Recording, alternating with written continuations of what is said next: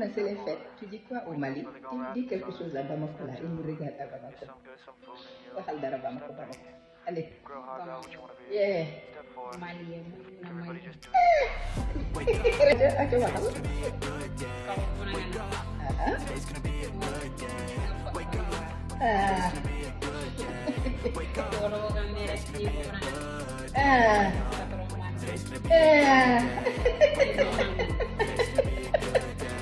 Bubu lagi.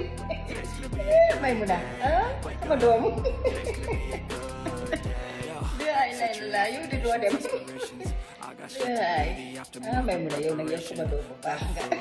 Maa ngi leen di présenté sama doomu Malian bi sama mini Malian bi ci dina nga demee ñu fassel bubu la kii.